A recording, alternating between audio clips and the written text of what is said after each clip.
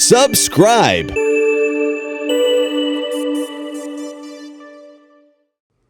Chapter 8 of The Hound of the Baskervilles by Sir Arthur Conan Doyle. First Report of Dr. Watson. From this point onward I will follow the course of events by transcribing my own letters to Mr. Sherlock Holmes, which lie before me on the table. One page is missing, but otherwise they are exactly as written, and show my feelings and suspicions of the moment more accurately than my memory, clear as it is upon these tragic events, can possibly do. Baskerville Hall, October 13th. My dear Holmes, my previous letters and telegrams have kept you pretty well up to date as to all that has occurred in this most God-forsaken corner of the world. The longer one stays here, the more does the spirit of the moor sink into one's soul, its vastness, and also its grim charm. When you are once out upon its bosom, you have left all traces of modern England behind you. But, on the other hand, you are conscious everywhere of the homes and the work of the prehistoric people. On all sides of you, as you walk, are the houses of these forgotten folk, with their graves and the huge monoliths which are supposed to have marked their temples. As you look at their grey stone huts against the scarred hillsides, you leave your own age behind you, and if you were to see a skin-clad, hairy man crawl out from the low door fitting a flint-tipped arrow onto the string of his bow, you would feel that his presence there was more natural than your own. The strange thing is that they should have lived so thickly on what must have always have been most unfruitful soil. I am no antiquarian, but I could imagine that they were some unwarlike and harried race who were forced to accept that which none other would occupy. All this, however, is foreign to the mission on which you sent me, and will probably be very uninteresting to your severely practical mind. I can still remember your complete indifference as to whether the sun moved round the earth, or the earth round the sun. Let me therefore return to the facts concerning Sir Henry Baskerville. If you have not had any report within the last few days, it is because up to to-day there was nothing of importance to relate. Then a very surprising circumstance occurred, which I shall tell you in due course. But first of all I must keep you in touch with some of the other factors in the situation. One of these, concerning which I have said little, is the escaped convict upon the moor. There is strong reason now to believe that he has got right away, which is a considerable relief to the lonely householders of this district. A fortnight has passed since his flight, during which he has not been seen, and nothing has been heard of him. It is surely inconceivable that he could have held out upon the moor during all that time. Of course, so far as his concealment goes, there is no difficulty at all. Any one of these stone huts would give him a hiding-place, but there's nothing to eat unless he were to catch and slaughter one of the moor sheep. We think, therefore, that he's gone, and the outlying farmers sleep the better in consequence.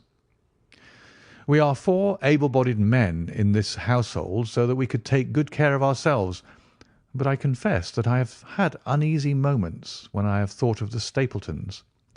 They live miles from any help. There are one maid, an old manservant, the sister and the brother, the latter not a very strong man.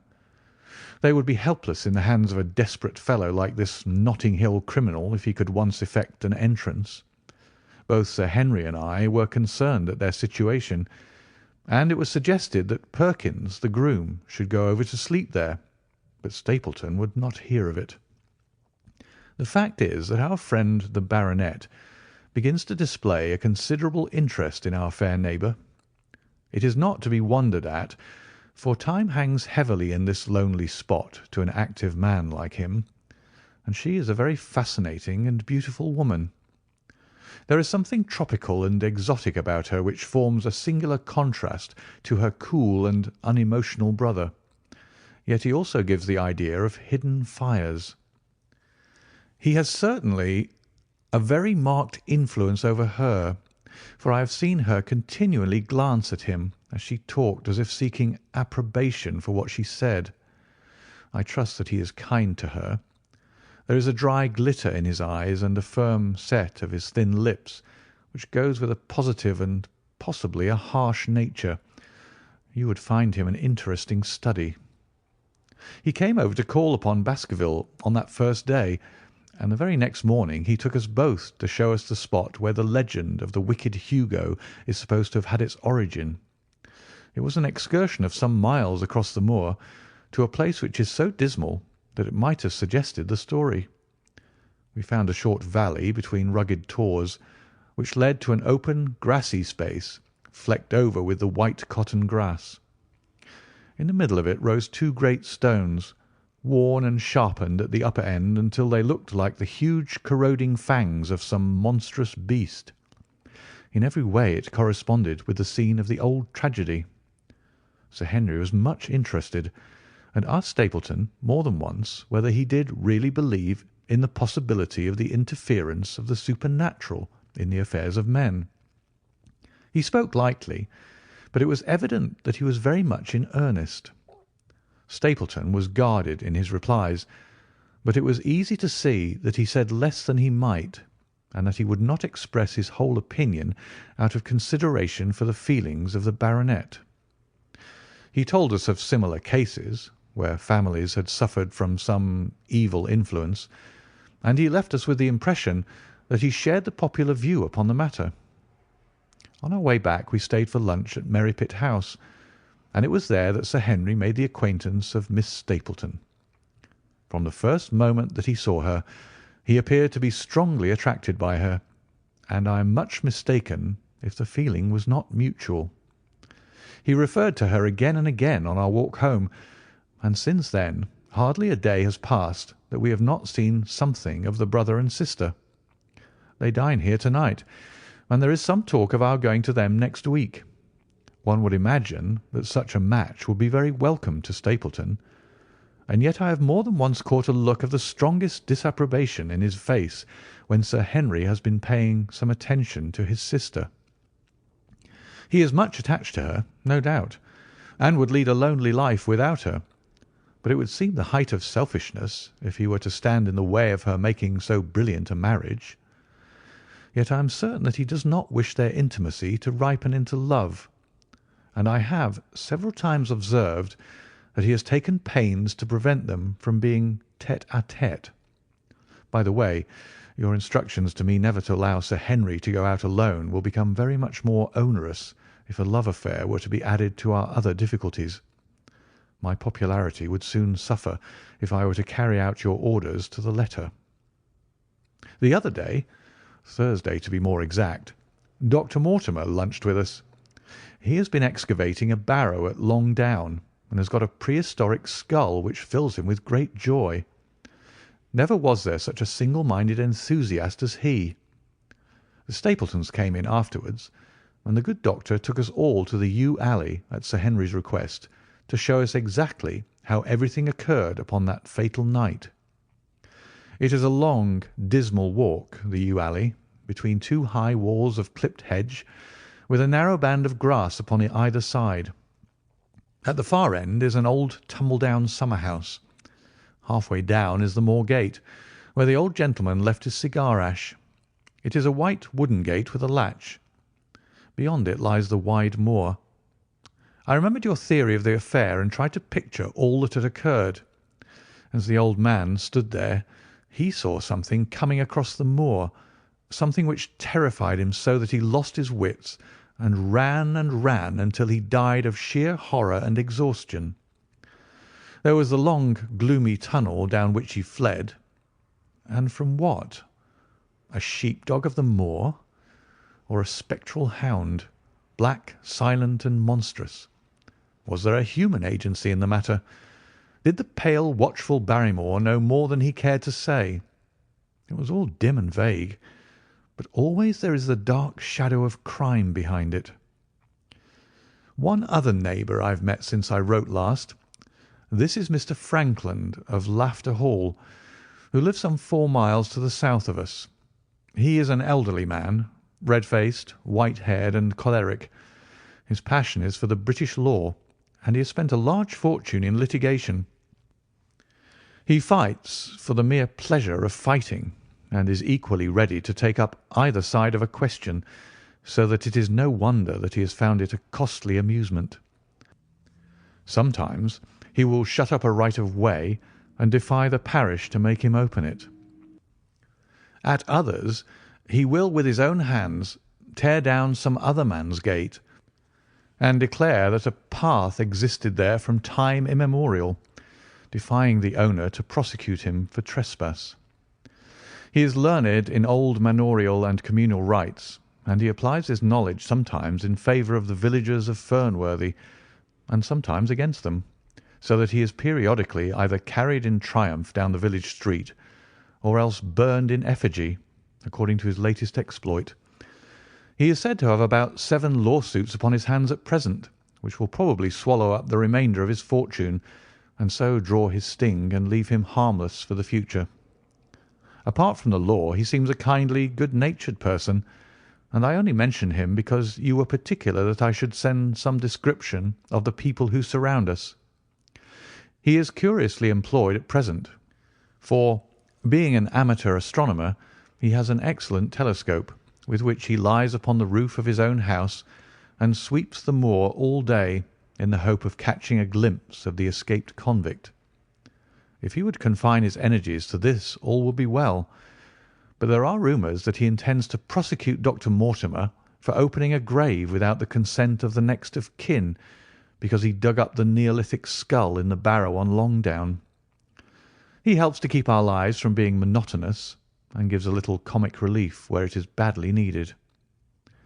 And now, having brought you up to date in the escaped convict, the Stapletons, Dr. Mortimer, and Frankland of Laughter Hall, let me end on that which is most important, and tell you more about the Barrymores, and especially about the surprising development of last night.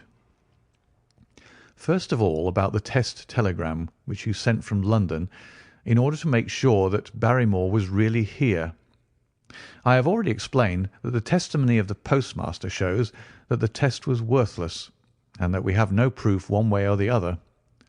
I told Sir Henry how the matter stood, and he at once, in his downright fashion, had Barrymore up and asked him whether he had received the telegram himself. Barrymore said that he had. "Did the boy deliver it into your own hands?" asked Sir Henry. Barrymore looked surprised, and considered for a little time. "No," said he. "I was in the box-room at the time, and my wife brought it up to me." "Did you answer it yourself?" "No, I told my wife what to answer, and she went down to write it." In the evening he recurred to the subject of his own accord. "I could not quite understand the object of your questions this morning, Sir Henry," said he. "I trust that they do not mean that I have done anything to forfeit your confidence." Sir Henry had to assure him that it was not so, and pacify him by giving him a considerable part of his old wardrobe, the London outfit having now all arrived. Mrs. Barrymore is of interest to me. She is a heavy, solid person, very limited, intensely respectable, and inclined to be puritanical. You could hardly conceive a less emotional subject. Yet I have told you how, on the first night here, I heard her sobbing bitterly, and since then I have more than once observed traces of tears upon her face. Some deep sorrow gnaws ever at her heart. Sometimes I wonder if she has a guilty memory which haunts her, and sometimes I suspect Barrymore of being a domestic tyrant. I have always felt that there was something singular and questionable in this man's character, but the adventure of last night brings all my suspicions to a head. And yet it may seem a small matter in itself. You are aware that I am not a very sound sleeper, and since I have been on guard in this house, my slumbers have been lighter than ever. Last night, about 2 in the morning, I was aroused by a stealthy step passing my room. I rose, opened my door, and peeped out. A long black shadow was trailing down the corridor. It was thrown by a man who walked softly down the passage with a candle held in his hand. He was in shirt and trousers, with no covering to his feet. I could merely see the outline, but his height told me that it was Barrymore. He walked very slowly and circumspectly, and there was something indescribably guilty and furtive in his whole appearance. I have told you that the corridor is broken by the balcony which runs round the hall, but that it is resumed upon the farther side. I waited until he had passed out of sight, and then I followed him. When I came round the balcony, he had reached the end of the farther corridor, and I could see from the glimmer of light through an open door that he had entered one of the rooms. Now, all these rooms are unfurnished and unoccupied, so that his expedition became more mysterious than ever. The light shone steadily, as if he were standing motionless. I crept down the passage as noiselessly as I could, and peeped round the corner of the door. Barrymore was crouching at the window with the candle held against the glass. His profile was half turned towards me, and his face seemed to be rigid with expectation as he stared out into the blackness of the moor. For some minutes he stood watching intently. Then he gave a deep groan, and with an impatient gesture he put out the light. Instantly I made my way back to my room, and very shortly came the stealthy steps passing once more upon their return journey. Long afterwards, when I had fallen into a light sleep, I heard a key turn somewhere in a lock, but I could not tell whence the sound came. What it all means I cannot guess, but there is some secret business going on in this house of gloom, which sooner or later we shall get to the bottom of. I do not trouble you with my theories, for you asked me to furnish you only with facts. I have had a long talk with Sir Henry this morning, and we have made a plan of campaign founded upon my observations of last night. I will not speak about it just now, but it should make my next report interesting reading. End of chapter 8. Subscribe for more content.